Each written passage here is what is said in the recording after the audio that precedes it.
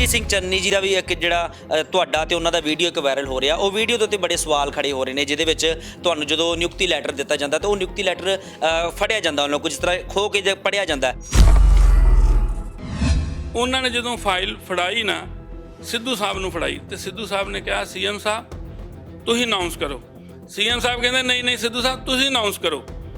ਸਿੱਧੂ ਸਾਹਿਬ ਕਹਿੰਦੇ ਨਹੀਂ ਤੁਸੀਂ ਮੇਰੇ ਵੱਡੇ ਭਰਾ ਜੇ, ਤੁਸੀਂ ਮੁੱਖ ਮੰਤਰੀ ਜੇ, ਤੁਹਾਡਾ ਉਹਦਾ ਮੇਰੇ ਤੋਂ ਵੱਡਾ, ਤੁਸੀਂ ਅਸਤੀਫਿਆਂ ਦੇ ਨਾਲ ਲੱਗਦਾ ਹੈ ਕਿ ਪੰਜਾਬ ਦੇ ਜਿਹੜੇ ਮੁੱਦੇ ਨੇ ਉਹਨਾਂ ਦਾ ਹੱਲ ਹੋ ਜਾਏਗਾ। ਜ਼ਿਆਦਾਤਰ ਕੁਰਸੀ ਹੋਵੇ ਤਾਂ ਫਿਰ ਅਸੀਂ ਹੱਲ ਵੀ ਕਰ ਸਕਦੇ ਹਾਂ। ਜੇ ਅਪਾਇੰਟਮੈਂਟ ਸਰਕਾਰ 'ਚ ਸੀਐਮ ਬਣਦਿਆਂ ਮੇਰੀ ਪਹਿਲੀ ਸੀ ਤੇ ਜੇ ਸਿੱਧੂ ਸਾਹਿਬ ਨੇ ਅਸਤੀਫਾ ਦਿੱਤਾ ਤੇ ਅਸਤੀਫਾ ਵੀ ਪਹਿਲਾਂ ਮੇਰਾ ਬਣਦਾ ਸੀ।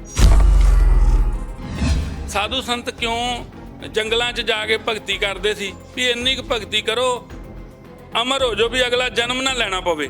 ਸਰਦਾਰ ਨਵਜੋਤ ਸਿੰਘ ਸਿੱਧੂ ਦੀ ਸੋਚ ਉਹ ਸਾਧੂਆਂ ਵਾਲੀ ਆ। ਲਗਾਤਾਰ ਇਹੋ ਲੜਾਈ ਚੱਲਦੀ ਪਈ ਆ ਕਿ ਇਹ ਅਹੁਦਾ ਚਾਹੀਦਾ, ਇਹ ਅਹੁਦਾ ਚਾਹੀਦਾ, ਚਾਹੇ ਨਵਜੋਤ ਸਿੰਘ ਸਿੱਧੂ ਚਾਹੇ ਕੋਈ ਹੋਰ ਮੰਤਰੀ ਨੇ, ਹਰ ਇੱਕ ਨੂੰ ਅਹੁਦਿਆਂ ਦੀ ਗੱਲ ਹੈ। ਪਰ ਜਦੋਂ ਕਿਤੇ ਨਾ ਕਿਤੇ ਬੰਦੇ ਨੂੰ ਲੱਗੇ ਵੀ ਨਹੀਂ ਯਾਰ ਇਹ ਚੀਜ਼ ਜ਼ਮੀਰ ਮਾਰ ਕੇ ਬਰਦਾਸ਼ਤ ਹੋਣੀ ਆ ਤੇ ਜ਼ਮੀਰ ਮੈਂ ਮਾਰ ਨਹੀਂ ਸਕਦਾ ਤੇ ਫਿਰ ਇੱਕ ਅਸਤੀਫਾ ਹੀ ਰਾਹ ਰਹਿ ਜਾਂਦਾ। ਮੈਂ ਅਜੇ ਵੀ ਸਿੱਧੂ ਸਾਹਿਬ ਕੋਲੋਂ ਰਿਕੁਐਸਟ ਕਰਦਾ ਵੀ ਹੁਕਮ ਮਾੜਾ ਜਿਹਾ ਕੱਖ ਦਾ ਇਸ਼ਾਰਾ ਹੀ ਕਰ ਦੇਣ ਤੇ ਚੇਅਰਮੈਨੀ ਤੇ ਕੀ ਜੋ ਕਹਿਣਗੇ ਕੌਂਸਲਰੀ ਵੀ ਛੱਡ ਦਿਆਂਗੇ, ਕੋਈ ਪਰਵਾਹ ਨਹੀਂ, ਅਹੁਦਿਆਂ ਦੀ ਸੇਵਾ ਕਰਨੀ ਆ। ਪੰਜਾਬ ਕਾਂਗਰਸ ਦੇ ਪ੍ਰਧਾਨ ਨਵਜੋਤ ਸਿੰਘ ਸਿੱਧੂ ਵੱਲੋਂ ਜਿੱਦਾਂ ਹੀ ਅਸਤੀਫਾ ਦਿੱਤਾ ਗਿਆ ਤਾਂ ਪੰਜਾਬ ਦੀ ਸਿਆਸਤ ਵਿੱਚ ਹਲਚਲ ਮਚਣੀ ਸ਼ੁਰੂ ਹੋ ਗਈ। ਲਗਾਤਾਰ ਮੀਟਿੰਗਾਂ ਦੇ ਦੌਰ ਸ਼ੁਰੂ ਹੋ ਗਏ, ਅਸਤੀਫਿਆਂ ਦੀ ਝੜੀ ਲੱਗਣੀ ਸ਼ੁਰੂ ਹੋ ਗਈ। ਲਗਾਤਾਰ ਜਿਹੜੇ ਉਹਨਾਂ ਦੇ ਚਾਹੁਣ ਵਾਲੇ ਆ ਉਹ ਆਪਣੇ ਅਸਤੀਫੇ ਲੈ ਕੇ ਘੁੰਮ ਰਹੇ ਨੇ। ਤਾਂ ਉਹਨਾਂ ਦੇ ਖਾਸ ਚਾਹੁਣ ਵਾਲੇ ਜਿਹੜੇ ਉਹਨਾਂ ਦੇ ਕਰੀਬੀ ਨੇ, ਦਮਨਦੀਪ ਸਿੰਘ ਸਾਡੇ ਨਾਲ ਮੌਜੂਦ ਨੇ। ਦਮਨ ਜੀ, ਅਸਤੀਫਿਆਂ ਦੀ ਝੜੀ ਲੱਗ ਗਈ ਆ, ਤੁਸੀਂ ਤਿਆਰ ਹੋ? ਬਿਲਕੁਲ ਜੀ 100%। ਔਰ ਮੈਂ ਤੇ ਵੇਲਾ ਡੀਕਣ ਡਿਆ ਜੀ ਕਦੋਂ ਸ਼ਹਾਦਤ ਦੇਣ ਦਾ ਮੌਕਾ ਮਿਲੇ। ਮੇਰੇ ਲਈ ਫਖਰ ਵਾਲੀ ਗੱਲ ਹੋਊਗੀ ਕਿਉਂਕਿ ਵੇਖੋ ਅੱਜ ਦੇ ਦੌਰ 'ਚ ਨਾ ਜੀ ਸਿਆਸਤ ਬੜੀ ਨੀਵੇਂ ਪੱਧਰ ਤੇ ਚਲੇ ਗਈ ਆ। ਲੋਕ ਕੁਰਸੀ ਨਾਲ ਚੰਬੜ ਜਾਂਦੇ ਨੇ ਵੀ ਇਹ ਹੁਣ ਆ ਗਈ ਆ ਤੇ ਮੇਰੀ ਜਾਇਦਾਦ ਬਣ ਗਈ ਆ। ਮੈਂ ਇਹ ਚਾਹੁੰਦਾ ਆ ਕਿ ਮੈਨੂੰ ਇਹ ਮੌਕਾ ਮਿਲੇ, ਮੈਂ ਲੋਕਾਂ ਨੂੰ ਦੱਸਾਂ ਵੀ ਭਾਈ ਜੇ ਸੇਵਾ ਕਰਨੀ ਆ ਤੇ ਕੁਰਸੀਆਂ ਨਾਲ ਚਿਪਕਣ ਦੀ ਲੋੜ ਨਹੀਂ ਆ। ਇਹ ਤੇ ਤੁਸੀਂ ਤੁਹਾਡੀ ਨੀਤ ਸਾਫ਼ ਹੋਵੇ, ਇਹੋ ਜਿਹੀਆਂ ਕਈ ਕੁਰਸੀਆਂ ਪ੍ਰਮਾਤਮਾ ਤੁਹਾਨੂੰ ਦੇ ਦਿੰਦਾ। ਸਾਹਿਬ ਹੱਥ ਵਡਿਆਈਆਂ ਜਿਸ ਭਾਵੇਂ ਤਿਸ ਦੇ। ਇਹ ਅਹੁਦੇ ਵਗੈਰਾ ਜਿਹੜੇ ਨੇ ਇਹ ਉਹਨਾਂ ਲੋਕਾਂ ਲਈ ਮਾਇਨੇ ਰੱਖਦੇ ਆ ਜਿਨ੍ਹਾਂ ਦਾ ਧੰਦਾ ਆ ਸਿਆਸਤ। ਜਿਹਨੇ ਸੇਵਾ ਕਰਨੀ ਆ ਉਹਦੇ ਲਈ ਇਹਨਾਂ ਕੁਰਸੀਆਂ ਦੇ ਕੋਈ ਮਾਇਨੇ ਨਹੀਂ। ਮੈਂ ਤੇ ਆਪਣੇ ਆਪ ਨੂੰ ਖੁਸ਼ਕਿਸਮਤ ਸਮਝਾਂਗਾ ਮੈਨੂੰ ਇਹ ਮੌਕਾ ਮਿਲੇ। ਮੈਂ ਸਰਦਾਰ ਨਵਜੋਤ ਸਿੰਘ ਸਿੱਧੂ ਜੀ ਨਾਲ ਗੱਲ ਕਰਨ ਦੀ ਕੋਸ਼ਿਸ਼ ਕਰ ਰਿਹਾ।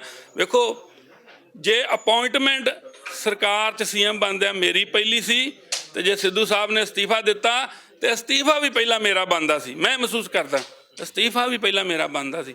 ਕਿਤੇ ਨਾ ਕਿਤੇ ਬੌਸ ਨਾਲ ਗੱਲ ਨਾ ਹੋਣ ਕਰਕੇ ਮੈਂ ਲੇਟ ਹੋ ਗਿਆ। ਹੁਣ ਜੇ ਮੈਂ ਅਸਤੀਫਾ ਦੇਣਾ ਤੇ ਬੜੇ ਪਿਛਲੇ ਨੰਬਰਾਂ 'ਤੇ ਆ, ਪਰ ਜੇ ਮੇਰੀ ਗੱਲ ਹੋ ਜਾਂਦੀ ਤੇ ਮੈਂ ਪਹਿਲੇ ਨੰਬਰ 'ਤੇ ਆਉਣਾ ਸੀ ਕਿ ਵੀ ਹਾਂ ਭਾਈ ਇਸ ਬੰਦੇ ਨੇ ਸਿੱਧੂ ਸਾਹਿਬ ਨੇ ਜਿਹਨੂੰ ਬਣਾਇਆ ਤੇ ਨੇ ਅਸਤੀਫਾ ਦਿੱਤਾ। ਸੋ ਮੇਰੀ ਖੁਸ਼ਕਿਸਮਤੀ ਹੋਊਗੀ ਜੇ ਮੈਨੂੰ ਇਹ ਮੌਕਾ ਮਿਲੇ। ਦਮਨ ਜੀ, ਅਸਤੀਫਿਆਂ ਦੇ ਨਾਲ ਲੱਗਦਾ ਹੈ ਕਿ ਪੰਜਾਬ ਦੇ ਜਿਹੜੇ ਮੁੱਦੇ ਨੇ ਉਹਨਾਂ ਦਾ ਹੱਲ ਹੋ ਜਾਏਗਾ। ਜ਼ਿਆਦਾਤਰ ਕੁਰਸੀ ਹੋਵੇ ਤਾਂ ਫਿਰ ਅਸੀਂ ਹੱਲ ਵੀ ਕਰ ਸਕਦੇ ਹਾਂ। ਜੇ ਅਸੀਂ ਕੁਰਸੀ ਛੱਡ ਦਾਂਗੇ ਤੇ ਅਸੀਂ ਪੰਜਾਬ ਦੇ ਮੁੱਦਿਆਂ ਦੇ ਹੱਲ ਕਿਸ ਤਰ੍ਹਾਂ ਕਰਾਂਗੇ? ਅਸੀਂ ਜਿਹੜੀਆਂ ਮੁਸ਼ਕਲਾਂ ਨੇ ਲੋਕਾਂ ਦੀਆਂ, ਜਿਨ੍ਹਾਂ ਨੇ ਸਾਨੂੰ, ਉਹਨਾਂ ਨੂੰ ਵੀ ਬੜੀ ਖੁਸ਼ੀ ਹੋਏਗੀ, ਤੁਹਾਡੇ ਚਾਹਣ ਵਾਲਿਆਂ ਨੂੰ ਵੀ। ਹੁਣ ਦਮਨ ਜੀ ਬੈਠ ਗਏ ਨੇ, ਨੇਕੀ ਨਾਲ ਸਾਰੇ ਕੰਮ ਕੀਤੇ ਜਾਣਗੇ। ਜੇ ਕੁਰਸੀ ਨਹੀਂ ਹੋਏਗੀ ਤੇ ਅਸੀਂ ਕੰਮ ਕਿਸ ਤਰ੍ਹਾਂ ਕਰਾਂਗੇ? ਬਿਲਕੁਲ ਵੀਰ ਜੀ, ਵੇਖੋ ਸਿਆਸਤ ਦੇ ਵਿੱਚ ਕਲਮ 'ਚ ਤਾਕਤ ਹੋਣੀ ਬੜੀ ਜ਼ਰੂਰੀ ਆ। ਜੇ ਕਲਮ 'ਚ ਤਾਕਤ ਹੈ ਤਾਂ ਤੁਸੀਂ ਕਿਸੇ ਦਾ ਭਲਾ ਕਰ ਸਕਦੇ ਜੇ, ਪਰ ਜਦੋਂ ਸੇਵਾ ਕਰਨੀ ਆ ਤੇ ਫਿਰ ਬਿਨਾਂ ਕਲਮ ਦੀ ਤਾਕਤ ਤੋਂ ਵੀ ਕਰ ਸਕਦੇ ਆ। ਅੱਜ ਦਮਨ ਇਸ ਕੁਰਸੀ ਤੇ ਚੇਅਰਮੈਨ ਆ, ਮੇਰੀ ਕਲਮ 'ਚ ਤਾਕਤ ਆ। ਕੋਈ ਜ਼ਰੂਰਤਮੰਦ ਆਉਂਦਾ ਤੇ ਮੈਂ ਉਹਦੀ ਮਦਦ ਕਰਾਂ। ਤੇ ਜੇ ਮੇਰੇ ਕੋਲ ਤਾਕਤ ਨਹੀਂ ਰਹਿੰਦੀ ਪਰ ਮੈਂ ਸੇਵਾ ਕਰਨੀ ਆ ਤੇ ਫਿਰ ਦਰੀ ਤੇ ਬਹਿ ਕੇ ਕਰ ਦਿਆਂਗੇ, ਦਰੀ ਵਿਛਾ ਦਿਆਂਗੇ। ਜਿਹੜਾ ਆਊ ਉਹ ਨਾ ਕਰੂ ਤਾਂ ਉਹਦੇ ਗਾੜੀ ਬਹਿ ਜਾਵਾਂਗੇ ਦਰੀ ਵਿਛਾ ਕੇ, ਭਾਈ ਤੂੰ ਕਿੱਦਾਂ ਨਹੀਂ ਕਰਦਾ। ਸੋ ਸੇਵਾ ਕਰਨ ਤੋਂ ਸਾਨੂੰ ਕੋਈ ਨਹੀਂ ਰੋਕ ਸਕਦਾ। ਮੈਂ ਤੁਹਾਨੂੰ ਦੱਸਿਆ ਵੀ ਨਵਜੋਤ ਸਿੰਘ ਸਿੱਧੂ ਜੀ ਦੀ ਜਿਹੜੀ ਸੋਚ ਹੈ ਨਾ ਉਹ ਇਹ ਆ ਕਿ ਸੇਵਾ ਜਿਹੜੀ ਹੈ ਨਾ ਉਹਨੂੰ ਭਗਤੀ ਤੋਂ ਵੱਡਾ ਅਹੁਦਾ ਜਾਂ ਵੱਡਾ ਸਥਾਨ ਦਿੱਤਾ ਗਿਆ ਕਿ ਸੇਵਾ ਜਿਹੜੀ ਹੈ ਭਗਤੀ ਤੋਂ ਉੱਪਰ ਆ। ਔਰ ਨਵਜੋਤ ਸਿੰਘ ਸਿੱਧੂ ਜੀ ਇਹ ਚਾਹੁੰਦੇ ਨੇ ਕਿ ਮੈਂ ਇੰਨੀ ਕੁ ਸੇਵਾ ਕਰਾਂ ਵੀ ਮੈਨੂੰ ਆਵਾਗਮਨ ਦਾ ਚੱਕਰ ਆ ਜਿਹੜਾ ਜਨਮ ਮਰਨ ਦਾ, ਜਿਹੜੇ ਸਾਧੂ ਸੰਤ ਕਰਦੇ ਸੀ। ਸਾਧੂ ਸੰਤ ਕਿਉਂ ਜੰਗਲਾਂ 'ਚ ਜਾ ਕੇ ਭਗਤੀ ਕਰਦੇ ਸੀ ਵੀ ਇੰਨੀ ਕੁ ਭਗਤੀ ਕਰੋ ਅਮਰ ਹੋ ਜਾਓ ਵੀ ਅਗਲਾ ਜਨਮ ਨਾ ਲੈਣਾ ਪਵੇ। ਸਰਦਾਰ ਨਵਜੋਤ ਸਿੰਘ ਸਿੱਧੂ ਦੀ ਸੋਚ ਉਹ ਸਾਧੂਆਂ ਵਾਲੀ ਆ। ਇੰਨੀ ਕੁ ਸੇਵਾ ਕਰਾਂ ਵੀ ਮੈਨੂੰ ਆਵਾਗਮਨ ਚੋਂ ਛੁਟਕਾਰਾ ਮਿਲ ਜੇ। ਇਹੋ ਜਿਹੀ ਸੋਚ ਵਾਲਾ ਬੰਦਾ, ਸਾਧੂ ਬੰਦਾ, ਉਹ ਦੱਸੋ ਅਹੁਦਿਆਂ ਨੂੰ ਪਿਆਰ ਕਰੂ? ਉਹਦੇ ਲਈ ਉਹਦੇ ਮਾਇਨੇ ਨਹੀਂ ਰੱਖਦੇ। ਬਿਲਕੁਲ ਮੈਂ ਮੰਨਦਾ ਤੁਹਾਡੀ ਗੱਲ ਨੂੰ ਕਿ ਨਵਜੋਤ ਸਿੰਘ ਸਿੱਧੂ ਚਾਹੁੰਦੇ ਕਿ ਮੈਂ ਸੇਵਾ ਕਰਾਂ, ਸਿਰਫ ਸੇਵਾ ਕਰਾਂ, ਪਰ ਉਹ ਸੇਵਾ ਸ਼ੁਰੂ ਕਦੋਂ ਕਰਾਂਗੇ? ਕਾਫੀ ਦੇਰ ਹੋ ਚੁੱਕੀ ਆ। ਲਗਾਤਾਰ ਲੋਕ ਪੰਜਾਬ ਦੇ ਜਿਹੜੇ ਨੇ ਇਹੋ ਇੰਤਜ਼ਾਰ ਕਰਦੇ ਪਏ ਨੇ ਕਿ ਸਾਡੇ ਕੰਮ ਕਦੋਂ ਹੋਣਗੇ, ਸਾਡੀ ਸੇਵਾ ਜਿਹੜੀ ਕਰਨ ਦਾ ਜਿੰਮਾ ਚੁੱਕਿਆ ਗਿਆ ਉਹ ਸ਼ੁਰੂ ਕਦੋਂ ਕੀਤਾ ਜਾਏਗਾ। ਲਗਾਤਾਰ ਇਹੋ ਲੜਾਈ ਚੱਲਦੀ ਪਈ ਆ ਕਿ ਇਹ ਅਹੁਦਾ ਚਾਹੀਦਾ, ਇਹ ਅਹੁਦਾ ਚਾਹੀਦਾ, ਚਾਹੇ ਨਵਜੋਤ ਸਿੰਘ ਸਿੱਧੂ ਚਾਹੇ ਕੋਈ ਹੋਰ ਮੰਤਰੀ ਨੇ, ਹਰ ਇੱਕ ਨੂੰ ਅਹੁਦਿਆਂ ਦੀ ਗੱਲ ਹੈ। ਸਿਰਫ ਅਹੁਦਿਆਂ ਦੇ ਚੱਕਰ ਦੇ ਵਿੱਚ ਪਹਿਲੇ ਪੰਜਾਬ ਪ੍ਰਧਾਨ ਬਣਾ ਦਿੱਤਾ ਜਾਂਦਾ, ਉਸ ਤੋਂ ਬਾਅਦ ਫਿਰ ਝਗੜਾ ਸ਼ੁਰੂ ਹੋ ਜਾਂਦਾ। ਕੈਪਟਨ ਅਮਰਿੰਦਰ ਸਿੰਘ ਜਿਨ੍ਹਾਂ ਦੇ ਉੱਤੇ ਆਸ ਹੁੰਦੀ ਲੋਕਾਂ ਨੂੰ ਕਿ ਕੁਝ ਕਰਨਗੇ, ਆਖਰੀ ਜਿਹੜੇ 2-4-6 ਮਹੀਨੇ ਰਹਿ ਗਏ ਆ ਕੁਝ ਕਰਨਗੇ, ਉਹ ਵੀ ਅਸਤੀਫਾ ਦੇ ਦਿੰਦੇ। ਉਸ ਤੋਂ ਬਾਅਦ ਨਵੇਂ ਮੁੱਖ ਮੰਤਰੀ ਆ ਜਾਂਦੇ ਨੇ, ਫਿਰ ਨਵਜੋਤ ਸਿੰਘ ਸਿੱਧੂ ਅਸਤੀਫਾ ਦੇ ਦਿੰਦੇ। ਇਹ ਫਿਰ ਲੋਕ ਕਿਸ ਤਰ੍ਹਾਂ ਜਾਣ? ਫਿਰ ਵੇਖੋ, ਨਵਜੋਤ ਸਿੰਘ ਸਿੱਧੂ ਜੀ ਜਿਹੜੀ ਮਨਸ਼ਾ ਲੈ ਕੇ ਜਾਂ ਜਿਹੜੇ ਮੁੱਦਿਆਂ ਦੀ ਲੜਾਈ ਨੂੰ ਉਹਨਾਂ ਨੇ ਚੁੱਕਿਆ ਸੀ, ਜਦੋਂ ਉਹਨਾਂ ਨੂੰ ਇਹ ਕਿਤੇ ਨਾ ਕਿਤੇ ਲੱਗਾ ਵੀ ਯਾਰ ਇਹ ਸਿਧਾਂਤਾਂ ਤੋਂ ਮਾੜਾ ਜਿਹਾ ਸਾਈਡ ਤੇ ਹੋਏ ਆ, ਤੇ ਉਹ ਉਹਨਾਂ ਨੇ ਆਪਣੇ ਜ਼ਮੀਰ ਦੀ ਆਵਾਜ਼ ਸੁਣੀ। ਕਿਉਂਕਿ ਨਵਜੋਤ ਸਿੰਘ ਸਿੱਧੂ ਜੀ ਨੇ ਕੱਲ੍ਹ ਵੀ ਲਿਖਿਆ ਕਿ ਸਮਝੌਤੇ ਪਤਨ ਦਾ ਰਾਹ ਬਣਦੇ ਆ, ਸਮਝੌਤਾ ਨਹੀਂ ਕੀਤਾ ਜਾਊਗਾ ਪੰਜਾਬ ਦੇ ਭਵਿੱਖ ਨਾਲ। ਸੋ ਇਸ ਕਰਕੇ ਉਹਨਾਂ ਨੂੰ ਇਹ ਕਦਮ ਚੁੱਕਣਾ ਪਿਆ। ਵੇਖੋ, ਖੁਸ਼ੀ ਨਾਲ ਕੋਈ ਵੀ ਇਹ ਕਦਮ ਨਹੀਂ ਚੁੱਕਦਾ, ਪਰ ਜਦੋਂ ਕਿਤੇ ਨਾ ਕਿਤੇ ਬੰਦੇ ਨੂੰ ਲੱਗੇ ਵੀ ਨਹੀਂ ਯਾਰ ਇਹ ਚੀਜ਼ ਜ਼ਮੀਰ ਮਾਰ ਕੇ ਬਰਦਾਸ਼ਤ ਹੋਣੀ ਆ, ਤੇ ਜ਼ਮੀਰ ਮੈਂ ਮਾਰ ਨਹੀਂ ਸਕਦਾ, ਤੇ ਫਿਰ ਇੱਕ ਅਸਤੀਫਾ ਹੀ ਰਾਹ ਰਹਿ ਜਾਂਦਾ। ਹੁਣ ਮੈਂ ਇਸ ਪੋਸਟ ਤੇ ਬੈਠਾ, ਜੇ ਮੈਨੂੰ ਲੱਗੇ ਵੀ ਹਾਂ ਯਾਰ ਮੈਂ ਆਹ ਚੀਜ਼ ਨਹੀਂ ਕਰ ਪਾ ਰਿਹਾ, ਤੇ ਫਿਰ ਅਸਤੀਫਾ ਹੀ ਇੱਕ ਰਾਹ ਰਹਿੰਦਾ। ਸੋ ਚਰਨਜੀਤ ਸਿੰਘ ਚੰਨੀ ਜੀ ਜਿੱਦਾਂ ਦੇ ਮੁੱਖ ਮੰਤਰੀ ਬਣੇ ਨੇ, ਬੜਾ ਸੋਹਣਾ ਕੰਮ ਕਰ ਰਹੇ ਆ, ਔਰ ਮੈਨੂੰ ਆਸ ਹੈ ਇਹ ਮਸਲਾ ਜਿਹੜਾ ਹੱਲ ਹੋ ਜਾਊਗਾ। ਇਹ ਮਸਲਾ ਚਰਨਜੀਤ ਸਿੰਘ ਚੰਨੀ ਜੀ ਜ਼ਮੀਨ ਨਾਲ ਜੁੜੇ ਮੁੱਖ ਮੰਤਰੀ ਨੇ ਸਾਡੇ, ਇਹ ਮਸਲਾ ਜਲਦੀ ਜਿਹੜਾ ਹੱਲ ਹੋ ਜਾਊਗਾ, ਸਾਰਾ ਕੁਝ ਠੀਕ ਹੋ ਜਾਊਗਾ। ਚਰਨਜੀਤ ਸਿੰਘ ਚੰਨੀ ਜੀ ਦਾ ਵੀ ਇੱਕ ਜਿਹੜਾ ਤੁਹਾਡਾ ਤੇ ਉਹਨਾਂ ਦਾ ਵੀਡੀਓ ਇੱਕ ਵਾਇਰਲ ਹੋ ਰਿਹਾ, ਉਹ ਵੀਡੀਓ ਦੇ ਉੱਤੇ ਬੜੇ ਸਵਾਲ ਖੜੇ ਹੋ ਰਹੇ ਨੇ, ਜਿਹਦੇ ਵਿੱਚ ਤੁਹਾਨੂੰ ਜਦੋਂ ਨਿਯੁਕਤੀ ਲੈਟਰ ਦਿੱਤਾ ਜਾਂਦਾ ਤਾਂ ਉਹ ਨਿਯੁਕਤੀ ਲੈਟਰ ਫੜਿਆ ਜਾਂਦਾ ਉਹਨਾਂ ਕੋਲ, ਜਿਸ ਤਰ੍ਹਾਂ ਖੋ ਕੇ ਜੇ ਪੜ੍ਹਿਆ ਜਾਂਦਾ। ਲੋਕਾਂ ਦੇ ਮਹਿਜ ਵਿੱਚ ਇਹ ਗੱਲ ਚੱਲਦੀ ਵੀ ਖੋਇਆ ਵਾ ਲੈਟਰ, ਸ਼ਾਇਦ ਉਹਨਾਂ ਨੂੰ ਪਤਾ ਹੀ ਨਹੀਂ ਸੀ ਕਿ ਇਹ ਲੈਟਰ ਵਿੱਚ ਕੀ ਲਿਖਿਆ। ਪਹਿਲੇ ਉਹਨਾਂ ਨੇ ਪੜ੍ਹਿਆ, ਜਦੋਂ ਉਹਨਾਂ ਨੂੰ ਵਿਸ਼ਵਾਸ ਹੋਇਆ ਤਾਂ ਫਿਰ ਕਿਤੇ ਜਾ ਕੇ ਉਹਨਾਂ ਨੇ ਨਾਮ ਤੁਹਾਡਾ ਅਨਾਉਂਸ ਕੀਤਾ। ਸਿੱਧੂ ਸਾਹਿਬ ਆਪਣੀ ਮਰਜ਼ੀ ਨਾਲ ਤੁਹਾਨੂੰ ਲਾਣ ਡੇ ਸੀ, ਉਹਨਾਂ ਨੂੰ ਪਤਾ ਨਹੀਂ ਸੀ। ਨਹੀਂ ਵੀਰ ਜੀ, ਇਹ ਤੇ ਵੇਖੋ ਐਡੀ ਮੈਨੂੰ ਨਾ ਤੁਸੀਂ ਬਹੁਤ ਸੋਹਣਾ ਸਵਾਲ ਕੀਤਾ ਵੀਰ ਜੀ, ਔਰ ਮੈਂ ਚਾਹੁੰਦਾ ਸਾਂ ਮੈਂ ਲੋਕਾਂ ਨੂੰ ਐਕਸਪਲੇਨ ਕਰਾਂ ਵੀ ਇਹ ਜਿਹੜੀ ਇੱਕ ਵੀਡੀਓ ਚੱਲਣ ਰਹੀ ਆ, ਮੈਂ ਜਦੋਂ ਵੇਖੀ ਮੈਨੂੰ ਬੜਾ ਦੁੱਖ ਹੋਇਆ ਵੀ ਯਾਰ ਲੋਕ ਕਿਸ ਚੀਜ਼ ਦੀ ਕੀ ਬਣਾ ਦਿੰਦੇ ਹੈ ਨਾ। ਤੇ ਮੈਂ ਜਿੱਦਣ ਉਦਣ ਵੀ ਇਹ ਦੱਸਿਆ ਵੀ ਮੈਨੂੰ ਸੀਐਮ ਸਾਹਿਬ ਦਾ ਰਾਤ ਫੋਨ ਆਇਆ ਕਿ ਚੇਅਰਮੈਨ ਸਾਹਿਬ ਤੁਹਾਨੂੰ ਮੁਬਾਰਕਾਂ ਹੋਣ, ਚੇਅਰਮੈਨ ਸਾਹਿਬ ਤੁਹਾਨੂੰ ਮੁਬਾਰਕਾਂ ਹੋਣ, ਤੁਹਾਨੂੰ ਅੰਮ੍ਰਿਤਸਰ ਇੰਪਰੂਵਮੈਂਟ ਟਰਸਟ ਦਾ ਚੇਅਰਮੈਨ ਲਗਾਤਾ। ਸੀਐਮ ਸਾਹਿਬ ਰਾਤ ਦੱਸ ਰਿਹਾ, ਫਿਰ ਕੋ ਕਵੇ ਵੀ ਸੀਐਮ ਸਾਹਿਬ ਨੂੰ ਪਤਾ ਨਹੀਂ ਸੀ। ਫਿਰ ਉਸ ਤੋਂ ਬਾਅਦ ਦਿਨੇ ਮੇਰੀ ਆਦਤ ਹੈ ਜਦੋਂ ਮੈਂ ਘਰੋਂ ਨਿਕਲਦਾ ਮੈਂ ਪਹਿਲਾਂ ਪਾਠ ਕਰਕੇ, ਤੇ ਜਦੋਂ ਇੱਕ ਵਾਰੀ ਮੈਂ ਨਿਕਲ ਆਇਆ ਮੁੜ ਕੇ ਭਾਵੇਂ ਰਾਤ ਦੇ 3 ਵਜੇ ਤੱਕ ਮੈਨੂੰ ਲਈ ਫਿਰੋ, ਫਿਰ ਮੈਨੂੰ ਘਰ ਜਾਣ ਵਾਲਾ ਕੋਈ ਲਾਲਚ ਨਹੀਂ, ਮੈਂ ਇੱਕੋ ਵਾਰੀ ਜਾਣਾ ਜਦੋਂ ਸੌਣ ਜਾਣਾ। ਸੋ ਮੇਰੀ ਕੋਸ਼ਿਸ਼ ਹੁੰਦੀ ਜਦੋਂ ਘਰੋਂ ਇੱਕ ਵਾਰੀ ਨਿਕਲਾਂ ਪਾਠ ਪੂਜਾ ਕਰਕੇ ਕੰਪਲੀਟ ਕੰਮ ਆਪਣਾ ਕਰਕੇ, ਤੇ ਫਿਰ ਸਾਰਾ ਦਿਨ ਫੀਲਡ 'ਚ। ਉਹ ਮੈਂ ਪਾਠ ਕਰ ਰਿਹਾ ਸੀ ਤੇ ਮੈਨੂੰ ਅੰਮ੍ਰਿਤਸਰ ਤੋਂ ਡੀਸੀ ਸਾਹਿਬ ਦਾ ਫੋਨ ਆਇਆ, ਹੁਸਨ ਲਾਲ ਜੀ ਦਾ ਫੋਨ ਆਇਆ ਕਿ ਸੀਐਮ ਸਾਹਿਬ ਗੱਲ ਕਰਨੀ ਚਾਹੁੰਦੇ ਆ, ਛੇਤੀ ਆਓ। ਡਾਕਟਰ ਰਾਜਕੁਮਾਰ ਦੀ ਕੋਠੀ ਸਨ, ਤੇ ਮੇਰੇ ਨਾਲ ਗੱਲ ਨਹੀਂ ਹੋ ਸਕੀ, ਮੈਂ ਪਾਠ ਕਰ ਰਿਹਾ ਸੀ। ਜਦੋਂ ਮੈਂ ਪਾਠ ਕਰਕੇ ਨਿਕਲਿਆ ਤੇ ਮੈਨੂੰ ਫੋਨ ਆਇਆ ਵੀ ਤੁਹਾਨੂੰ ਹੁਸਨ ਲਾਲ ਜੀ ਫੋਨ ਕਰ ਰਹੇ ਆ, ਸੀਐਮ ਸਾਹਿਬ ਬੁਲਾ ਰਹੇ ਨੇ ਤੇ ਜਲਦੀ ਆਓ। ਮੈਂ ਭਾਜੀ ਨੂੰ ਫੋਨ ਕੀਤਾ, ਉਹਨਾਂ ਕਿਹਾ ਜੀ ਬੇਟਾ ਕਿੱਥੇ ਆ ਤੂੰ, ਤੈਨੂੰ ਅਸੀਂ ਫੋਨ ਕਰਨਾ। ਮੈਂ ਭਾਜੀ ਮੈਂ ਪਾਠ ਕਰਨ ਡਿਆ ਹਾਂ, ਇਸ ਕਰਕੇ ਨਹੀਂ ਚੁੱਕ ਸਕਿਆ, ਸੌਰੀ।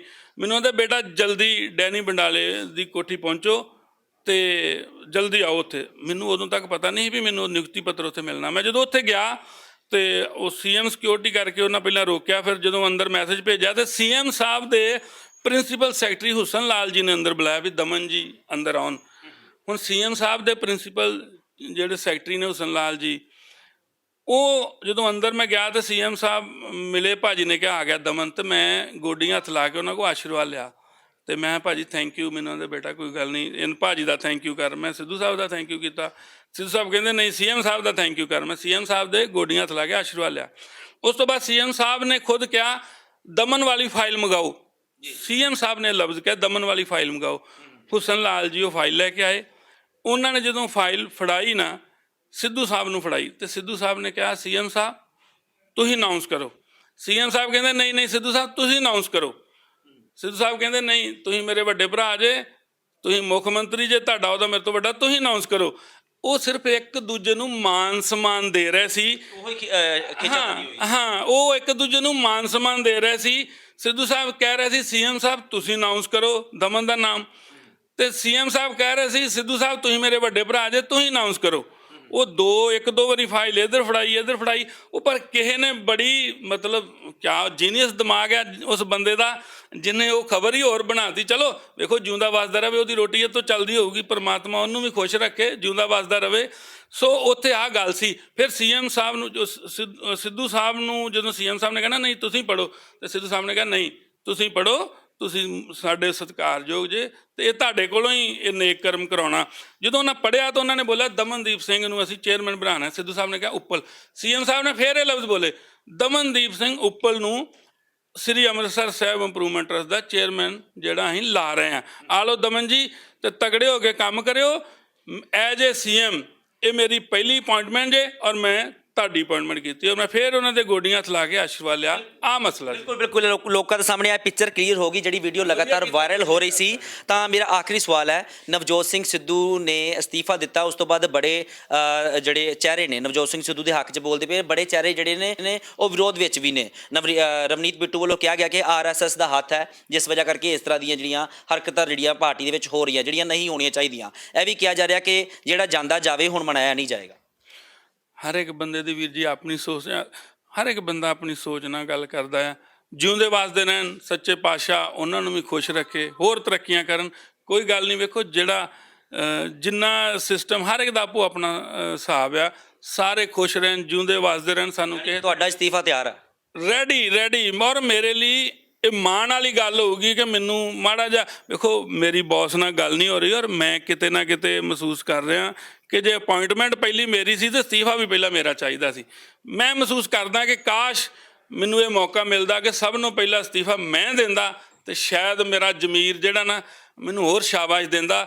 ਕਿਤੇ ਨਾ ਕਿਤੇ ਹੁਣ ਮੈਂ ਲੇਟ ਆ, ਤੇ ਮੈਂ ਅਜੇ ਵੀ ਸਿੱਧੂ ਸਾਹਿਬ ਕੋਲੋਂ ਰਿਕੁਐਸਟ ਕਰਦਾ ਵੀ ਹੁਕਮ ਮਾੜਾ ਜਿਹਾ ਕੱਖ ਦਾ ਇਸ਼ਾਰਾ ਹੀ ਕਰ ਦੇਣ, ਤੇ ਚੇਅਰਮੈਨੀ ਤੇ ਕੀ ਜੋ ਕਹਿਣਗੇ ਕੌਂਸਲਰੀ ਵੀ ਛੱਡ ਦਿਆਂਗੇ, ਕੋਈ ਪਰਵਾਹ ਨਹੀਂ। ਅਹੁਦਿਆਂ ਦੀ ਸੇਵਾ ਕਰਨੀ ਆ, ਗੁਰੂ ਨਗਰੀ ਦੀ ਸੇਵਾ, ਇੰਨੇ ਭੈਣ ਭਰਾ ਨਾਲ ਨੇ, ਉਹ ਬਿਨਾਂ ਅਹੁਦੇ ਤੋਂ ਵੀ ਕਰਾਂਗੇ। ਜਦੋਂ ਕਲਮ 'ਚ ਤਾਕਤ ਨਾ ਹੋਵੇ ਫਿਰ ਦਰੀ ਦੀ ਤਾਕਤ ਹੁੰਦੀ ਆ, ਦਰੀ ਵਿਛਾਵਾਂਗੇ, ਗੱਡੀ 'ਚ ਰੱਖੀ ਪੱਕੀ, ਹੁਣ ਵੀ ਰੱਖੀ ਆ। ਜੇ ਅਫਸਰ ਆਖੇ ਨਾ ਲੱਗਣਗੇ ਤਾਂ ਇੱਥੇ ਵੀ ਧਰਨਾ ਲਾ ਦਿਆਂਗੇ, ਕੋਈ ਪਰਵਾਹ ਨਹੀਂ। ਜਦੋਂ ਕੰਮ ਸੱਚੀ ਨੀਤ ਨਾਲ ਕਰਨਾ ਫਿਰ ਡਰਨਾ ਨਹੀਂ। ਸੋ ਬਹੁਤ ਬਹੁਤ ਧੰਨਵਾਦ। ਇਹ ਸਨ ਵਿਚਾਰ ਇੰਪਰੂਵਮੈਂਟ ਟਰਸਟ ਦੇ ਚੇਅਰਮੈਨ ਦਮਨਦੀਪ, ਜਿਨ੍ਹਾਂ ਵੱਲੋਂ ਅਹੁਦਾ ਸੰਭਾਲਿਆ ਤੇ ਗਿਆ, ਪਰ ਲਗਾਤਾਰ ਇਹ ਜ਼ਰੂਰ ਕਿਹਾ ਜਾ ਰਿਹਾ ਕਿ ਜਿੱਥੇ ਤੱਕ ਨਵਜੋਤ ਸਿੰਘ ਸਿੱਧੂ ਚਲਾਣਗੇ ਉਦੋਂ ਤੱਕ ਅਸੀਂ ਲਗਾਤਾਰ ਚੱਲਾਂਗੇ। ਪਰ ਸਭ ਤੋਂ ਵੱਡੀ ਗੱਲ ਹੈ ਕਿ ਪੰਜਾਬ ਦੇ ਮੁੱਦੇ ਹੱਲ ਕਰਾਂਗੇ, ਚਾਹੇ ਉਹ ਦਰੀ ਵਿਛਾ ਕੇ ਕਰਨੇ ਪੈਣ। ਕੈਮਰਾਮੈਨ ਦਲੀਪ ਦੇ ਨਾਲ ਸੁਖਚੈਨ ਸਿੰਘ, ਡੇਲੀ ਪੋਸਟ ਪੰਜਾਬੀ, ਅੰਮ੍ਰਿਤਸਰ।